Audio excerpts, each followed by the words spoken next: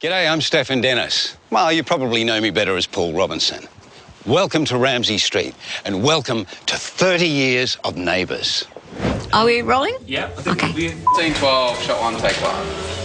I look back at it so sort of fondly. I wouldn't be sitting here if it wasn't for Neighbours. It just came together. It's the perfect storm. Action. But you watch one episode and that's it. You're hooked. It's an Aussie icon. I have great memories. I won't tell you what I had to do at the audition to get the role, but that's another story for another documentary. Great story, great drama. Hi, it's Charlotte. No, it's not. It's Kylie. Happy 30th birthday, Neighbours. Happy birthday. Happy birthday, Neighbours. 30 years old. It's a long time, isn't it? Do you think? We did 30 years ago, seriously.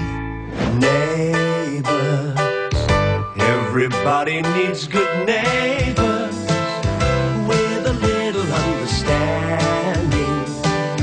You can find the perfect blend. Neighbours should be there for one another. That's when good neighbours become friends. Tonight, we're celebrating 30 years of Australia's longest-running soap. Now, we've got an awful lot to get through, so I'm probably going to need a little help. I don't know if you remember my little brother Scott Robinson and his wife Charlene. Well, about 27 years ago, they left Ramsay Street and they had a son, Daniel. And a couple of decades later, here he is, all grown up. Hey, Stephen. Yeah, good to see you. Hey, guys, tonight we're going to catch up with some of Ramsay Street's most famous faces. We're going to relive some of your most memorable moments, including weddings, deaths and scandals. Also, check out some of the worst hairdos and fashion the 80s had to offer. Right, Stephen? Why are you looking at me? And later, we're going to reveal the top 5 Neighbours moments as voted by you, the fans. But first, let's kick it off with where it all started as we take a trip down memory lane to the golden 80s. Do you know, I think the most asked question of all time is, why do you think Neighbours has lasted for 30 years and why is it so appealing still? It has a place in people's hearts, and honestly, it thrills me when people talk with such enthusiasm about it. So you remember it fondly, and you still have a kind of passion for it. It's incredible. I think just the fact that there's Ramsay Street and one street where everyone lives, everyone's welcome, and it's like this glue that keeps everyone together no matter how different their personalities are or how different their lives are. It was young, it was vibrant, it was energetic. Once upon a time, Scott and I decided to go to the beach. And Charlene and Kelly decided to play this practical little joke on it. Come on, guys, you've had your fun. We can't just leave her in there. Neighbours, I think, balances light and dark really well, and audiences love the goofing around. I thought it was you. How dare you? Henry, didn't you tell Harold about the change of rooms? Fell asleep. Sorry. Oh, Henry, how could you? As much as they love the high drama. Don't tell me what to do anymore. And I love you so much. I think people really, have fallen in love with the characters over the years and the Aussie way of life. There we go, brought it from Lamington. On some level, I guess Neighbours might have been considered reality-ish TV because here it is in suburban Melbourne, just showing the ins and outs of relationships and families and things that we can all relate to. Oh, wait, you two know each other? Yeah, of course. Daniel's my nephew. I think it's great that Scott and Charlene's son is in the show because Neighbours is about generations. There was generations represented in the show and there's generations who've watched it. You kind of get to experience pieces of life like births, deaths and marriages and the odd kidnapping and explosions. It's honest Australians. They're real characters, they're real people, and it's like our Vegemite, It's a part of Australia now, and it always will be. At the end of the day, it's an extension of the family. And that's what your Neighbours are, and that's what Neighbours the show is. Okay, when you're ready. Jason Donovan, and agent's Gary Stewart, MAM.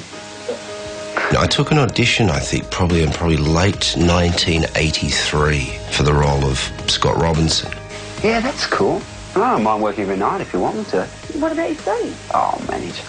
I'm supposed to be pretty bright. Well, that's what they told me at the last school I was at anyway. Oh, goodness heavens, when did I start? Ice? I started on this show because it had been running at Channel 7 for 6 months, and Channel 10 picked it up. New to 10 in 88, Neighbours, the award-winning drama series that has taken Australia by storm. I was cast as a new character, Madge. Harold. I love Scott as if he was my own son, you know that. My agent called me and said, hey, listen, there's a role on Neighbours. Are you up for it? I said to my agent, yeah, I'll audition for anything at this point. If it means I don't have to load up the dishwasher at this club, you betcha I'll audition. Scott Robinson told me to see you about a job. Yeah, you're right. Yeah. I was 18, I'd just finished school, I was auditioning for different things, and I got offered 6 weeks on the show. I thought, wow, I've been offered this TV show. And then within 2 days, I hadn't even shot anything yet. 2 days later, they called and said, how about a year? I was like, yes, all right, I'll do a year on the show. It was originally auditioned for the role of Charlene, which I didn't get. And then I think a week later they rang me up and said, oh, well, we've actually got another part that we'd like you to play. Come and be Jane. So there you go. Okay, hi, Kylie Minogue, and I'm the Barbara Gaines. I knew I wanted to act, I wanted to perform. I was trying to get in and he jumped me. Are you all right, Scott? Yeah, terrific. Sorry, Scott. My initial contract was for between 1 and 12 weeks' work, I think, and had 2.5 incredible years there. What are you two up to? Nothing, Mum. Hey, you look nice. You're going to see Harold, aren't you? No, I am not. I'm going to phone him and ask him over for dinner. That way we can have a nice, quiet conversation without Mrs. Mangle hanging on every word. The first period of Neighbours, if you like, the first block of Neighbours when it was at its absolute height, you know, with Craig McLachlan and Jason and Kylie, I think that's when Neighbours stamped itself. Just one bite, okay? It does seem that everyone loved Scott and Charlene, but they would have been nothing without the ensemble. You think of Plain Jane Superbrain, Des and Daphne, how scandalous it was that an ex-stripper was opening up the coffee shop. It was scandal for the neighbourhood. Des, the klutz, boring bank manager, falling in love with the glamorous stripper with the heart of gold. Mrs. Mangle, peeping through the curtains and annoying everyone. You are a nasty old woman who spends all her time making up lies about people just for the fun of it. How dare you? It was totally a reflection of the time, yeah, and that's what it got right. We were aspirational in the 80s. An Australian girl could be a car mechanic and still be pretty and still get the boy. No one thinks you're funny, Scott. Just get in the car and drive. I love Charlene. I definitely do. I think she was a really gutsy character, and I guess part of me's like that. How many girls went and did mechanics course after they saw that Kylie had been a mechanic, you know? Hey! I love the first scene, Charlene's first scene, where she's trying to effectively break into the house.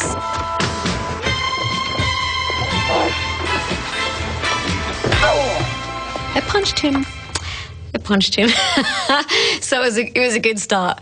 And the way that the character of Charlene being a tomboy, it was a perfect first scene. Charlene! What on earth do you think you're doing?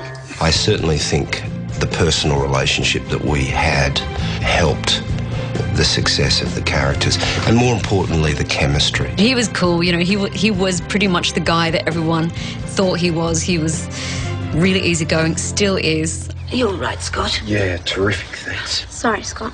Reckon I might be able to do something about that? Henry, things are bad enough without any of your harebrained notions. Mum, I know what I'm doing. Oh, lovely Henry. We all loved him. He was unlucky in love, unlucky in most things. Poor old Henry couldn't even mow Mrs. Mangle's lawn without getting into trouble. I love watching Craig McLachlan because he just brightened up every scene he walked into.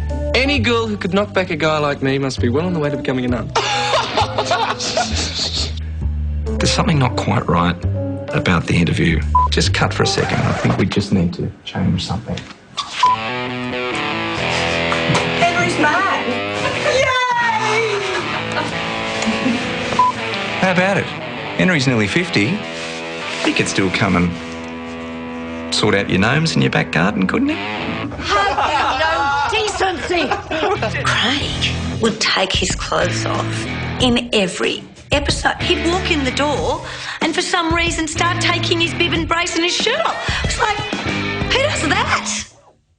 Craig does. But I'm not even dry yet. There's no time. What about my clothes? Can I tell you about that scene? Is that a story you'd like to hear? Well, I am not going out there like this. Will you give me my dax at least? Will you? Henry had spent the night and the auntie was coming home earlier than anyone expected, and Henry's got to make a dash. What about my dad? In a minute. No. No one had stopped to consider that it was the middle of school holidays here in Victoria, and we didn't even notice until the final take that there must have been 30 people with their heads over the back fence. There was this cheer from this gallery. Nice bum, Henry! Hey! Ooh. Gold. Now, the 80s proved to be a golden era for Neighbours here in Australia, but overseas, little did we know that things were about to take off beyond our wildest dreams. You must remember that, don't you, Tim? When was that, Stefan? In the late 80s. Yeah, I was 2. Now, BBC One begins a new daily soap opera from Australia as we meet the Robinson and Ramsey families and friends who are neighbours. It's just fun to watch, you know. It's not depressing. That's what's nice about it. I don't think there's any doubt that Neighbours as a program owes a huge debt of gratitude to the UK. If the UK hadn't responded to the program in the way it did, perhaps it wouldn't have survived as long as it has. If the press knows why Neighbours hit Britain like a bombshell, it also knows that the show can't be ignored.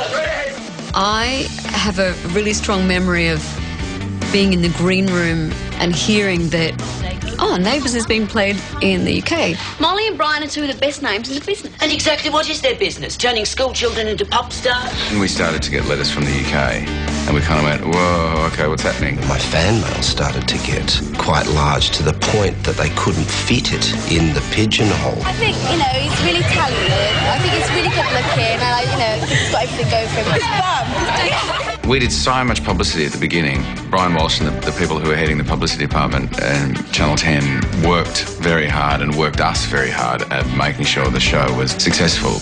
We are about to give away the major prize in the Channel 10 Daily Mirror Say Hi to Neighbours competition. Hi, on behalf of Neighbours, we'd like to wish you all a very Merry Christmas. Things sort of took off all over the place. I mean, you know, we knew that those two were massively popular, you know, because of all the sort of TV Week interviews and the covers and all that sort of stuff. So it was pretty clear that while it was happening, that it was happening. I couldn't believe that these kids captured the imagination of the youth of this country and then the youth of the UK. I love you, Kylie. And the reason why the show was doing so well was because of these beautiful people that everybody wanted to be, which was Kylie and Jason and Annie and Guy. And they were so beautiful, healthy specimens of Australian youth. Well, come on, guys. You said this was supposed to be funny. I think it's funny. Yeah, and I think it's funny too. I finished Neighbours at the end of '89, but if I walk down the street in London, people will say, "Oh, all right, Mike," as if I'm still on the show. It's so embedded. It's really embedded. It's hilarious. Those guys were the names. They were the big stars that came out of it and went on to forge, you know, incredible careers beyond that, and in completely different directions. You know, Kylie went off into pop music, and Jason kind of went off into musical theatre, and Guy kind of went, you know, that film route. They kind of proved that you could do anything if you wanted to off the back of Neighbours. Still to come, we count down your top 5 favourite Neighbours moments of all time. I got to say, it's the worst acting I've ever done in my life. But next, it's a walk down the aisle. There was a lot happening in that wedding outfit. Scott and Charlene's wedding is ingrained in my brain, and I think it will be forever. Hey Neighbours, it's Guy Sebastian here. Just wishing you a happy 30th birthday. That's insane. Happy birthday, Neighbours. It's me, Paula Abdul, and I want to say congratulations on 30 wonderful years. From everyone at MasterChef, happy 30th birthday, Neighbours. Hello, Neighbours. It's Nathaniel here. Happy 30th anniversary. Enjoy. Cheers. What's up? We're Peking Duck, and when we're not in the studio, we like to imagine we're on Ramsey Street for the Neighbours 30th. Happy 30th birthday, Neighbours. Yeah. Hi, guys. I'm Samantha Jade. Happy birthday to Neighbours. 30 years. Wow. I watched that show from when I was little, so it's amazing. Mwah. Okay, this is celebrating Neighbours' 30th anniversary, but frankly, there should just be a Neighbours hairstyle special. The 80s mullets used, they were good then. No! Oh, come on. The mullets are hilarious, aren't they? I look at old photos of us sometimes. I know we laughed about it at the time, about, you know, the gelling of the hair at the sides and getting the bits at the back kind of long and getting this kind of right, you know. Jason's mullet was acceptable, I think. Jason had a great mullet. Luckily, Harold didn't have a mullet. Craig's mullet was probably the best, wasn't it? Craig's was horrible because his hair was curly. It really did look particularly awful. The mullet's kind of just moved around my jawline here. Kind of a facial mullet, let's think of it as. Kylie had full-on hair back in the day. Perms were in, and I don't know if they ever really will be again. I remember Ryan Maloney as Toadie when he was very young. He'd have that horrible mangy thing hanging off the back of his head. Yeah, I had an undercut, actually. Yeah, it was, you know, all shaved around there and long on top and kind of looked like I had a dead rat hanging off the back of my head. And Lou had a great pleasure in cutting his ponytail off many years ago. It's going to give me great pleasure. Look, can we take this slowly, mate? Slowly, schmoly. And I don't know what he was growing on his hair, but it was very hard for the scissors to get through, I tell you.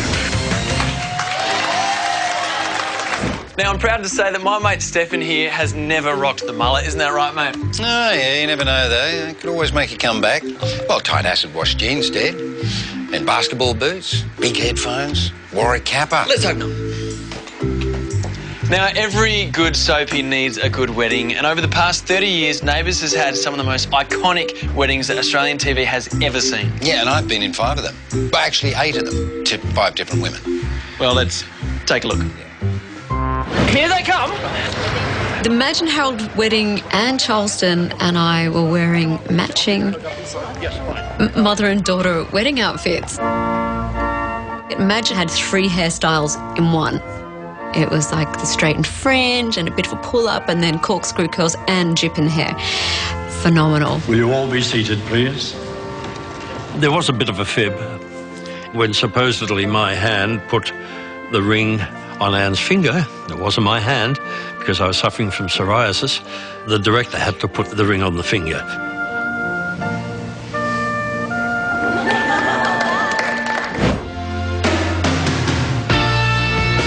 I feel like I can see Scott and Charlene's wedding like as clear as day. The dress, the perm, the hair, the suit. Here's a show that's selling around the world, and they had a suit that was so ill-fitting. The shoulder pads from the jacket Henry was wearing, they've built a small community on. They were ridiculous. Oh, well. The way they looked at each other, that moment is ingrained in my brain, and I think it will be forever. Relax. I'm all right. Joe Mangel was married twice. I think the second time I had one of the television's great mullets. How's the dress look, Toad? She looks real beautiful, Dad.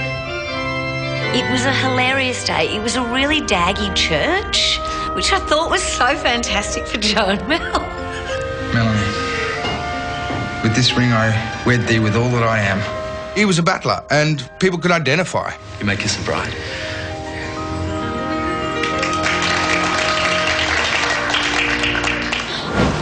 You got the most beautiful smile. I love you. So Toadie and Dee just got married and now are driving off to go to the airport.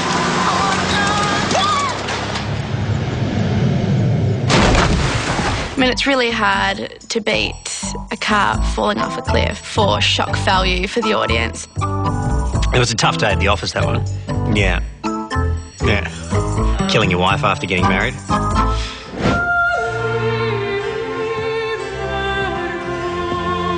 Toadie and Sonia's wedding. You look beautiful. A welcome, family and friends. Nothing went wrong at the wedding itself. They got married.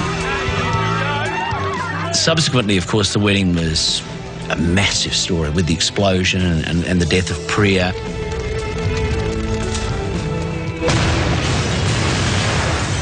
He's anybody wants to marry him. Up next, scandal in the neighbourhood. You are a cheap tramp. The emotion and the screaming and the crying. This woman yelled, "Get rid of that bastard!" Plus, we reveal your top 5 favourite Neighbours moments. Oh, God. I don't know how that got through. They just get a whole bunch of sticks and chuck them in the wind machine. Howard returning from the dead. Ramsey Street. It was a little bit stretched. I'm not singing the Neighbours theme song. Everyone knows it. They don't need me to sing it. Come on, just one line. Neighbours. No, I'm not doing it. Everybody needs the neighbours. With a little understanding, you can find the perfect plan. Neighbours should be there for one another. That's when good neighbours become good friends. That is so iconic. I love that. Hey, welcome back to 30 Years of Neighbours. Now, for a quiet suburban cul-de-sac, our neighbours have seen a lot of scandalous moments. Yeah, from strippers to cheating to fake pregnancies. So let's take a little sexy, sneaky peek back at some of Ramsey Street's most salacious memories. Sarah Beaumont was Nicola Charles's character. She was a sassy vixen in Ramsey Street. Dr. Carl should have known better. No family. No boyfriend. I'm just trying to be happy. Oh, now, Sarah. Good on Carl. I mean, I'm not pro-affairs, but I'm pro-watching them.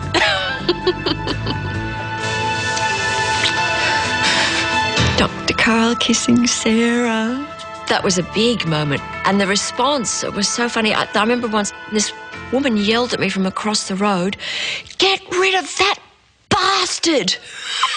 And the whole street went, "Who's she talking to?" Do you know how I found out? Billy. But Fletch had guys, you know, in pubs coming up and going, "Good on you, mate. Good on you." What I do recall about it is Jackie Woodburn, playing his wife, gave one of the best slaps on TV. I believed everything you ever said to me. I think Fletch was absolutely terrified at the thought of that, and I don't think I helped him out too much on the day, really. Oh, no, Susan. Wasn't that a great slap, too? Don't you touch me! She gave me a hell of a wallop. He told her to. At least I hope so. Now, I know everybody is going to howl when I say I don't think Carl really is to blame for all these affairs. It's just that he's a pretty gormless guy and he just gets led around by women. Carl, wait. Carl, just come back here so we can talk about this. Carl, I love you. That is all that matters, please. How do I feel about this being the soap's first resident bitch? Well, it was fascinating initially when I read the script, and I thought it could be a whole lot of fun. Oh, things are looking up, that's all. I'm just happy, I'm in love. I'm about to go on a romantic world tour. Everything's turning out how I hoped. My affair with Izzy was one of my highlights on Neighbours because the character of Izzy, she was really kind of Machiavellian, but you felt for her. Oh my gosh, what was my character's most endearing quality? That's a good question. Were there any? It was such a slow burn. We got 2.5 years of story out of that little menage. No. He can never know it's a lie. How can I possibly tell him that it was a lie? You don't have to, because I heard everything. Izzy did break up the loved Carl and Susan. I did get a letter from someone from the UK. It was about 4 huge pages of, me breaking up Carl and Susan was the end of the world and that they hoped that I die of some incurable disease. You know, given our classification, we do manage to be a little bit risky, to get a bit naughty, even though we do have a general classification. Yes, I remember that scene very well. There's Hyde, the stripper who kept very clean and didn't strip. The very politically correct Daphne. There should have been some lawsuits involved in that. I didn't get to watch it because I was 5 years old. I watched that. That was big news. I always said if a jumbo jet flew over and a pin fell off it, no matter where Des was standing, it would have hit Des on the head, you know. He was an affable, likeable Aussie bloke who just couldn't make it with love. Libby! She doesn't want to talk to you. You just stay out of this, Susan. Yeah, that's a bit hard when your daughter's screaming in front of the whole street. The love triangle is the tried and true, you know, guaranteed to hook people in. Libby!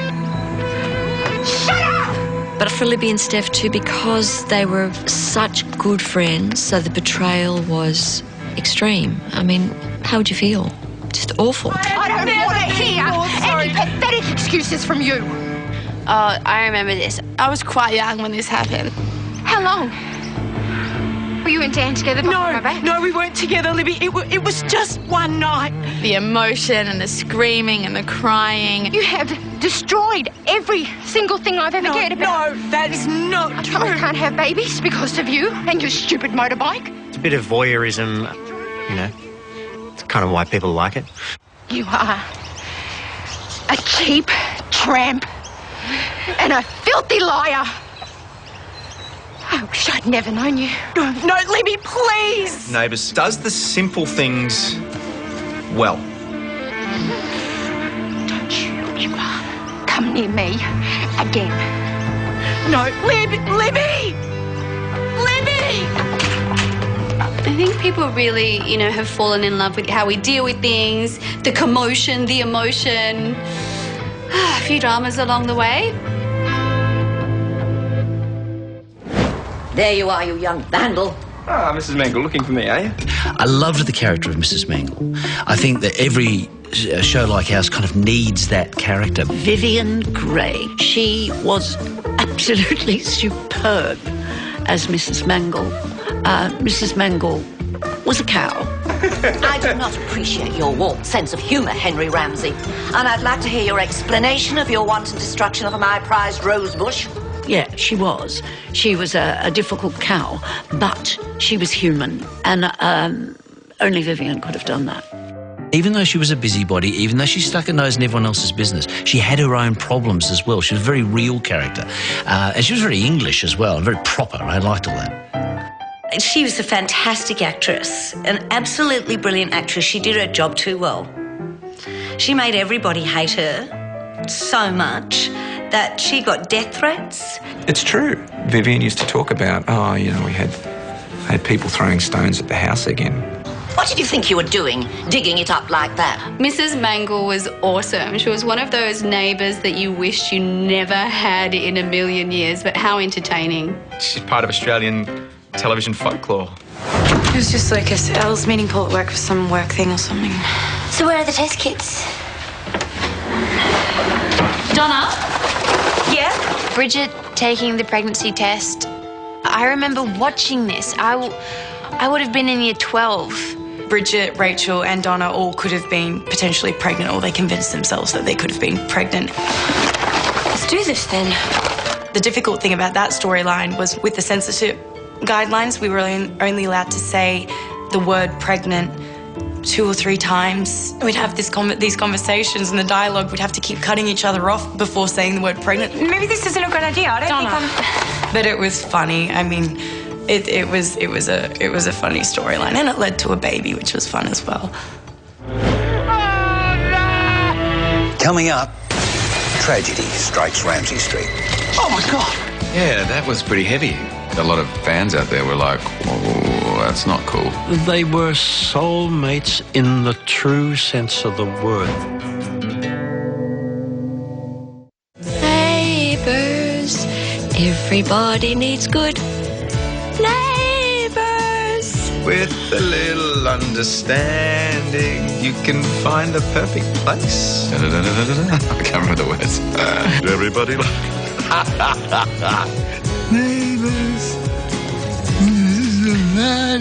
I'm not a singer, just in case you needed that hint. That's when good neighbours becomes good friends. Yes.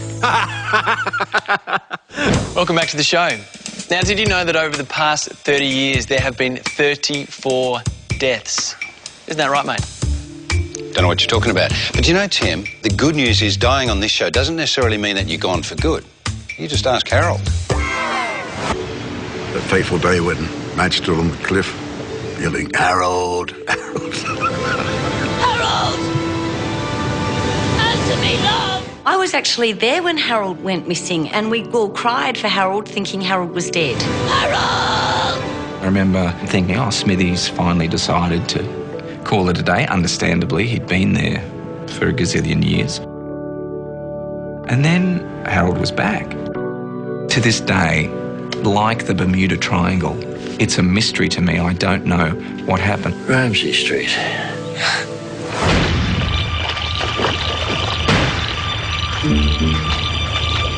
Kerry was bolshy and a bit of a hippie. But her heart was in the right place. She'd gone out to some swamp to say, stop the ducks, stop shooting the ducks. I just had to kill 2 more ducks. When she was killed, she was pregnant. When that happened in Australia, there was like a tsunami of phone-ins. No, it was terrible. Oh, God, that was full on. We all went duck and she didn't. You can't say that. Mark's performance in that was pretty astonishing. He did some pretty amazing wailing, as I remember. Had to be the coldest day of the year, didn't it, where Kerry decides to get shot in a swamp.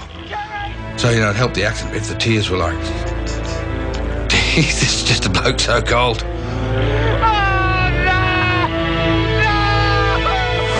Come on, Dad. You can't lie here forever. The Daphne dying was a terrible shock. So many things we have to do. What had happened is Elaine had actually left the show and they hired another actress to play dead Daphne. And somehow Elaine found out about this and she actually came back with no lines because obviously she's dead. And that just helped me so much to have her there. I love you. Yeah, that was pretty heavy. Cardiac arrest. People were quite surprised. A lot of fans out there were like, oh, that's not cool.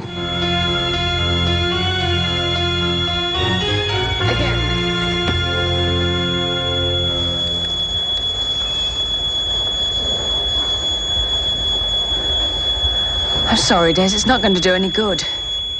I had an amazing experience. This was years later. I'd left the show and I was having a beer in a pub, and this Australian girl came up to me and she started crying. And she said, I just wanted to say I'm really proud of you, how well you're handling the death of your wife. And I went, it was a television show. When Helen died, that was a very, very emotional day. She's not asleep. Dear Anne Hattie, a legend of the Australian television industry, and she really did look after everybody, and she was the ultimate professional performer. The hair looks nice now, you've given it a bit of a brush. Now come and sit down and drink your tea. Anne Hattie was like the queen of the show. She was very small in stature, but she had a big presence, and you didn't want to get on the wrong side of Anne. She was pretty hardcore. She didn't suffer fools. And if you mucked about, she'd tell you off, you know, which I kind of liked, really. I really respected her. Anne came through the theatre. She could be very dramatic sometimes. A lot of the Neighbours cast, Anne Hattie and Charleston, they'd worked the Australian theatre scene. They were actors. And I think that was a big part of Neighbours' success, you know, certainly in the early days, was there were some real actors on it. I loved working with Anne because Helen could have been a very thankless role. You know, everybody's friend and everybody's advisor and grandma and mother. But she gave her balls, I suppose. She was wonderful.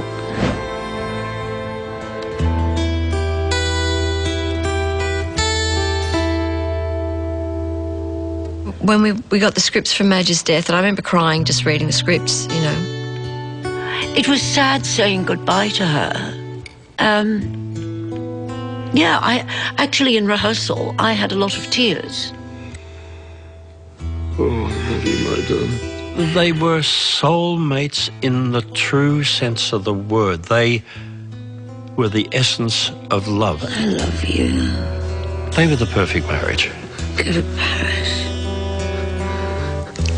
Go for me.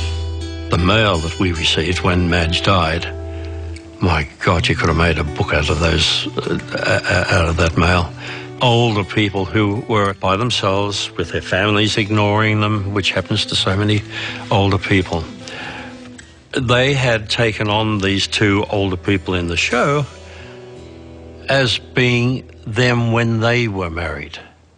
And of course, when she died, it was a true death in their family. It was heartbreaking, some of the letters that we got. Go for me.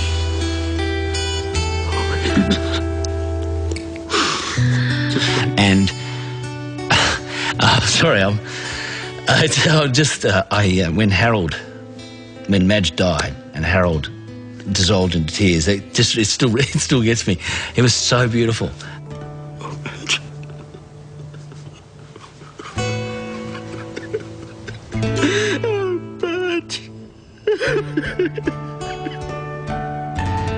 Suddenly, someone said, "Light it up." Next, an explosive look back. Every good show needs a good explosion or two.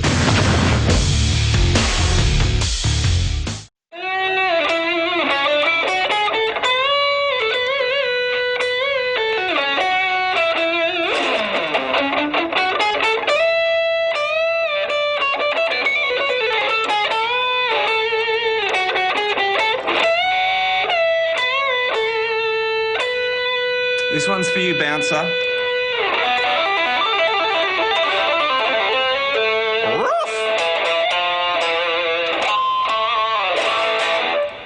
Neighbours 30th. So here we are at the Lassiter's complex. Now, this place has seen its fair share of action, from explosions to fires. There was even a time where you were pushed off the roof, right? Yeah, take a lot more than falling off a roof to kill Paul Robinson, though. Can't kill him, you know. Nor would we want to. Now, let's check out some of Neighbours' most action-packed, dramatic moments.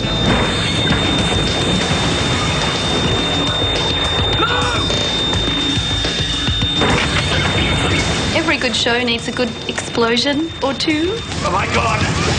Call the fire brigade! I think the Lassiter's fire might have been the biggest stunt to date that I can remember when I worked on the show. The Lassiter's fire burnt down my pub. And the coffee shop. We sat for 3 nights waiting to burn that place down. I'm going to get him. What are you doing? They're in there. No, you're too dangerous. And then at the end of the 3rd night, suddenly someone said, "Light it up." Max, be careful! I'll burn it! No, Max! Lassiter's fire. That was traumatic. And it was a place that we'd actually, filmed in for a long time as well. So, yeah, it was emotional.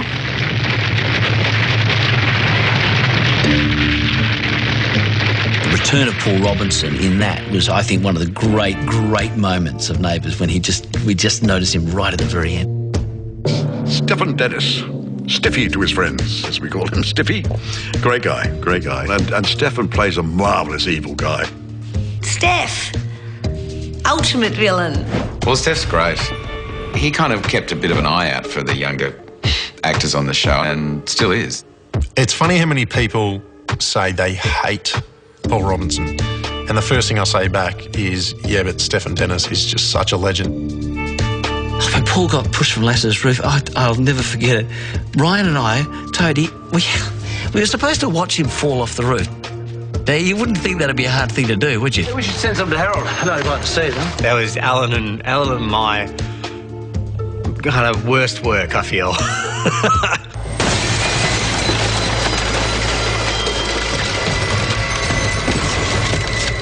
Oh, my God! It's Paul! They said, what we need you to imagine is up the top there is Paul. And you don't see him. You're kind of walking along and you just hear a big shatter of glass. and then you see a body come flying down there, and then you land and you go, oh, wow, that's someone. And then you go, oh, my God, that's Paul. So when we did it, there was no cue as to like this big sound of exploding glass, and there was definitely nothing falling. So Alan and I are kind of watching different things.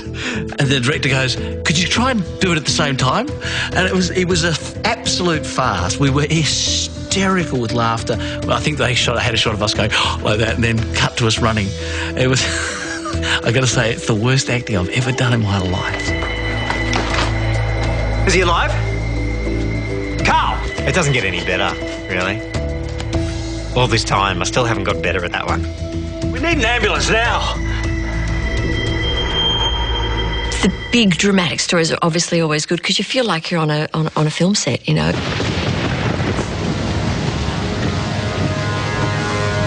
Well, the tornado recently, we had ceilings caving in. Bits of trees were flying through the air, and no, it's. I mean, obviously, that's kind of your childhood fantasy of what it would be like to be in the movies. Yeah, where they've just got these massive wind machines going, and they just get a whole bunch of sticks and leaves and chuck them in the wind machine, and they just come firing at you in your face. And it's so much fun. I love that.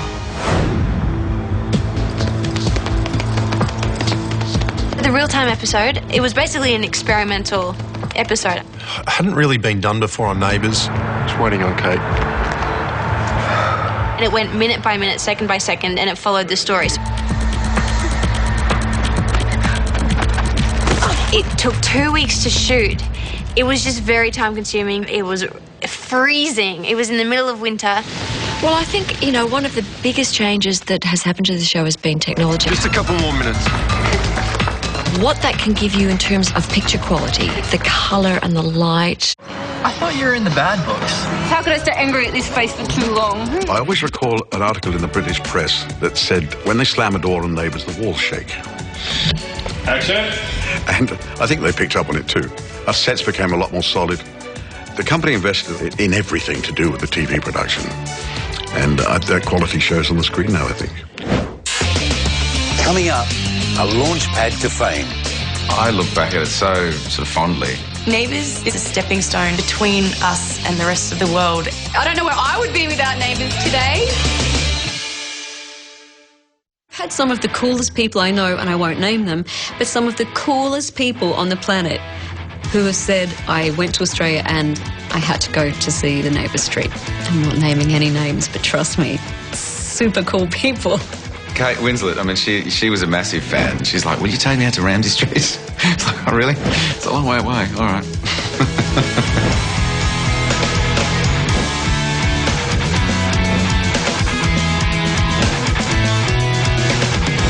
Clive James came. I think he played a postman. He always wanted to be in Neighbours, so he wandered up the street with a big cap on, a big postal bag over his shoulder and delivered letters. Yes. Who else was there?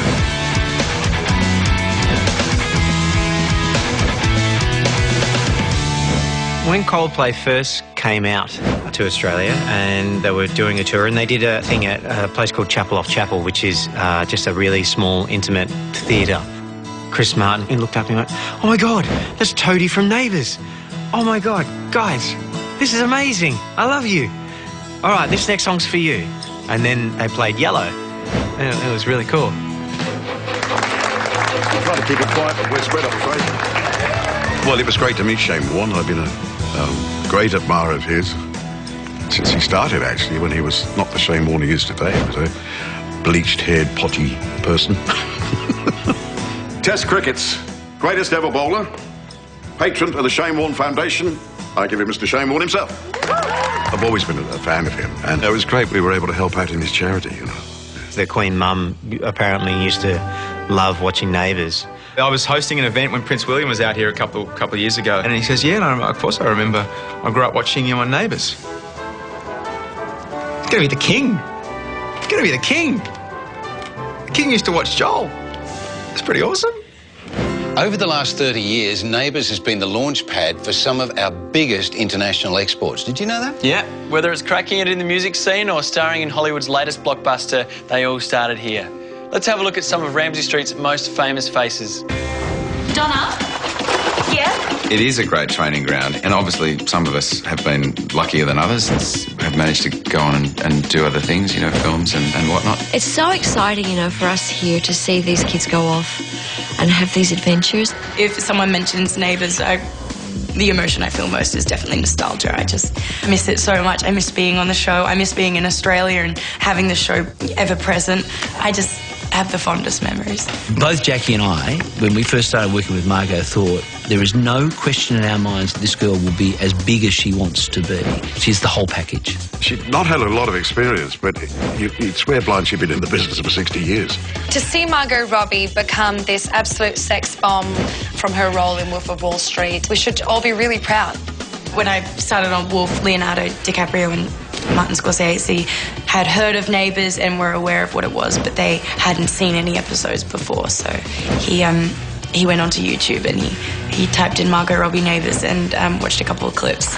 You know, maybe this isn't a good idea. I don't think It's interesting, isn't it, when you look back at the people you have worked with, and I'd include Guy Pearce in that as well. They were kids straight from school. They're probably going to be successful, but you never know what is going to happen that is going to turn somebody into a megastar. Guy, I love Guy. He is one of the most talented actors on the planet. I finished Neighbours at the end of '89, and then we did Priscilla in '93, so it was a few years later. And it was while I was doing it that people were going, wow, but, you know, how are people going to react to the fact that you're Mike from Neighbours? I'm like, oh, I've forgotten about Mike from Neighbours up now. This character from Priscilla. Liam, I really like you. Bold and the Beautiful, Ashley. I'm so pleased that after Ashley went to the States, somebody snatched her up so quickly. We are a family in this show. We are such a tight-knit group. The similarities between Bold and the Beautiful and Neighbours, it's like comparing apples and oranges, because this place works so fast. Without Neighbours, I would have drowned. Because I would be lying to you if I didn't tell you that I kind of had my hopes up. Neighbours is incredibly important. I mean, it's a stepping stone between us and the rest of the world. If you've been on a show that they've heard of, you know, overseas, when I came to America, oh, I was on Neighbours. Oh, yeah, I've heard of that. Kylie Minogue was on it. I wouldn't be sitting here if it wasn't for Neighbours. No way. It's hard to say, Natalie Patrick. I don't know where I would be without Neighbours today. I think that's fantastic. I'm like in awe of her success. You know, she started off here and then went into a successful career as a singer. It's incredible.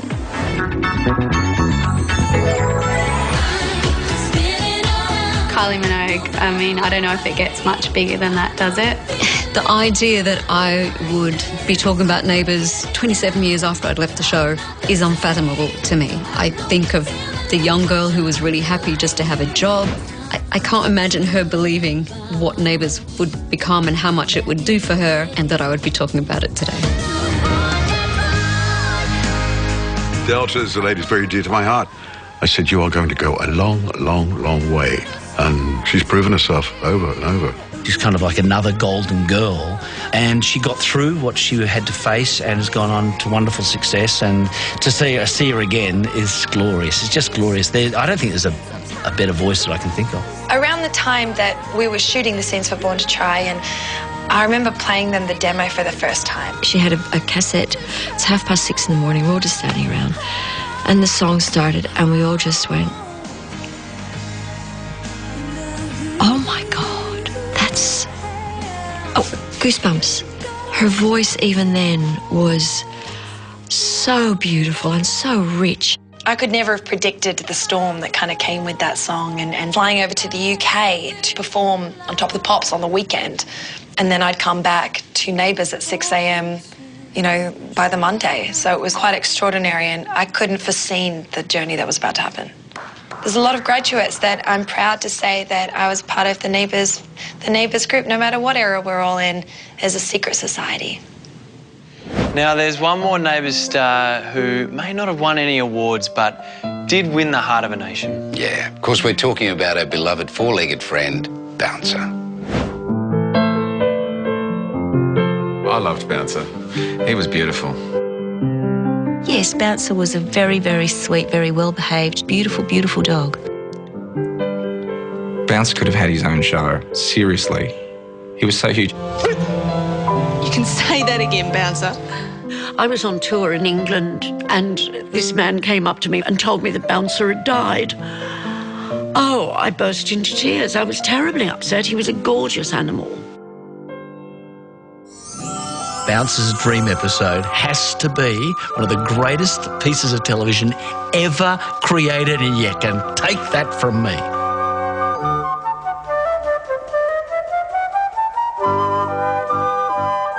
Oh, God, I don't know how that got through. It's wonderful, creative, in-depth, life-changing storylines. That happened a long time before I started, but the crew would still talk about it. Who understood that? Who was tripping? What was put in the water? Because that was bizarre. That was crazy town. I love that dog. Gorgeous animal. But I don't think he deserved that storyline. Stay tuned, because after the break, we're going to reveal your top 5 favourite Neighbours moments of all time. Wow, am I in any? Probably not. On behalf of the entire cast and crew here at The Bold and the Beautiful, from our family to yours. Happy 30th anniversary. I just kind of felt like I should be in my down unders to wish you a happy 30th anniversary down under. Happy birthday. Thank you so much for letting us play with Ashley. She's in good hands. Ashley Brewer. And we love her so much. Because she's kind of the best. Happy 30th birthday, Neighbours. Congratulations. We're wishing you a happy 30th birthday, Neighbours. Why can't I be on this show? Come here, why can't I be on this show? Now it's time for the top 5 favourite moments of Neighbours from the past 30 years. Wow, already? That went quick. Yeah, here we are. You know, we polled fans from both the UK and Australia, and here they are, your favourite moments. Let's kick off with number 5, shall we? I'm aiming to ditch approximately 5 miles short of the coast. You sleep with your seatbelt on. I'll make it now to get back to your seat. Oh my gosh, the plane crash. That was a bumpy ride. Paul? That's all right. The pilots are doing everything they can. Paul Robinson hired a plane for everyone to go on, a joy flight, and lots of people died. And I think it was Paul's fault for some reason. We ran out of fuel. We had to be so serious that day, and sometimes when you're on set with those crazy people that you love so much, you can, you know, get a bit of a giggle, but that day we all totally went there. Colin, I'm sorry. I'm so sorry for all the terrible things that I said. And I survived. Of course, Izzy survives again. Izzy, up here! I remember Natalie Bassingthwaite and I spent a day doing all these scenes of being lost at sea in Bass Strait. Now, if you were actually treading water in Bass Strait, I doubt you would have lasted as long as Susan did. I think she treaded water for a good day and a half. No, it was a great story, great drama. Excuse me. What's the name of the street? Ramsey Street. Harold returning from the dead. Yes. Remember, it was the glasses that was the only thing that was left after he'd washed off. Yeah, and then he came back, and I thought it was so strange because we'd all mourned him so hugely, and then he sort of all of a sudden washed up at the coffee shop. Ramsey Street. And did he forget everything? Yeah. Yeah, he had amnesia. Is that right? Yeah. That doesn't surprise me. Bye. Bye. Fisherman found him, dropped him off in Hobart, took him in, and he became a Salvation Army guy.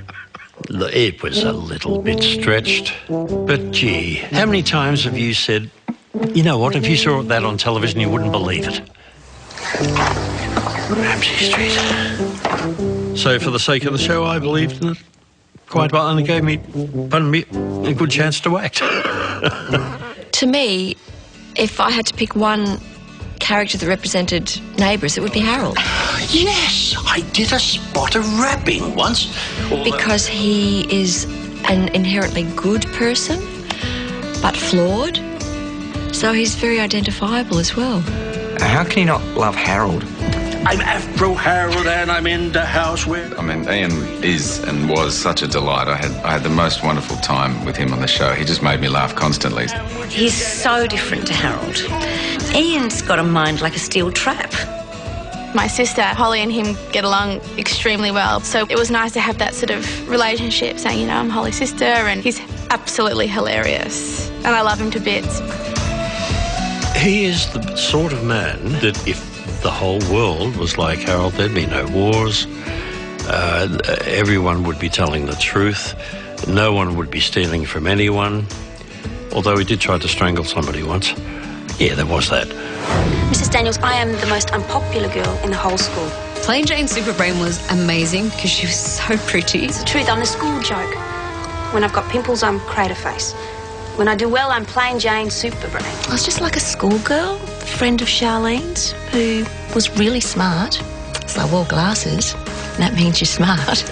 And it was very exciting when she had her makeover and the glasses came off and she transformed. Just wait until you see Jane in that dress. Not bad, even if I do say so myself. The thoughts I have about Annie Jones is how the hell they could have cast her as Plain Jane in the first place, because she is just so gorgeous. Here we are. Ta-da! Jane! Well, what do you think? I put on a frock, put on some makeup, had my hair done. I think Charlene did it. And took the glasses off. Ta-da! Next up, what will be number one? I remember saying, do you realise how huge this is going to be when it goes to air? We're counting down your top 5 favourite Neighbours moments of all time. At number 5... We ran out of fuel. Paul Robinson hired a plane and lots of people died. At number 4... What's the name of the street? Ramsey Street. Harold returning from the dead. Yes. Ramsey Street. Number 3... Plain Jane Superbrain was amazing because she was so pretty. What do you think? And here's what you voted for number 2. If Tony proposed to you, you'd say, no, stay away from me. You're the kiss of death. I do. When he married Dee, we had a beautiful wedding. Friends and family, may I present Mr. and Mrs. Jared Rebecki. And then he gets in his car and he goes straight off a cliff and into the water. Kiss me, what? Toadie and Dee going off the cliff is one of my favourite pieces because Neighbours has never done anything like that. Yes, the blonde hair flying out the window. It just flew. It went so much further than anyone actually thought. And if you look closely, the dummy in there with Dee's head on it, Dee's head actually comes off and nearly comes out the window. Dee's still out there, I reckon. Dee's alive. She's a mermaid or something. She'll come back. I mean, Harold can do it. Maybe she swam to Tassie. I don't know. Well, here it is, the number 1 voted Neighbours moment of all time. Wonder what it'll be. I know what it is. You know what it is. And the viewers probably already know what it is. It's time for the most loved moment of all time. Mum and Dad's wedding, of course.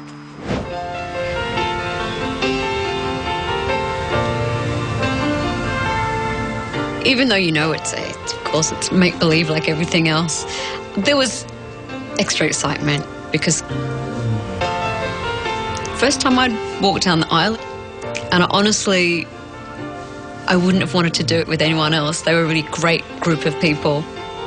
I certainly think the personal relationship that we had helped, because that's what creates, magic, is great chemistry between people. They were the most perfect couple with the most perfect love. Would you all be seated, please? There isn't a boy that wouldn't have gladly taken places with Scott, and there isn't a girl who wouldn't have taken places with Kylie and married Scott.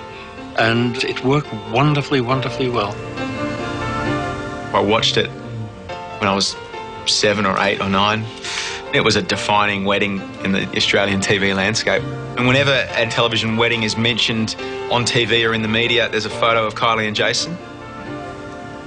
I just remember saying, Jason and I saying, I'm like, do you realise how huge this is going to be when it goes to air? And Jason's like, do you reckon? And I'm like, do I reckon?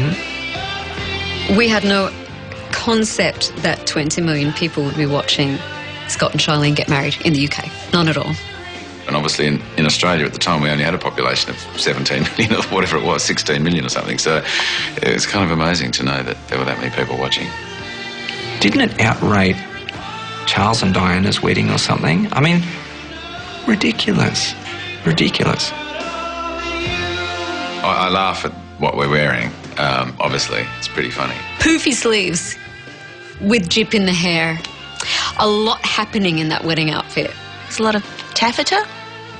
I've actually got some really cool Polaroids of us from those days, which I'll hang on to for whatever reason. Angry Anderson's song Suddenly was the theme song for Scott and Charlene's wedding.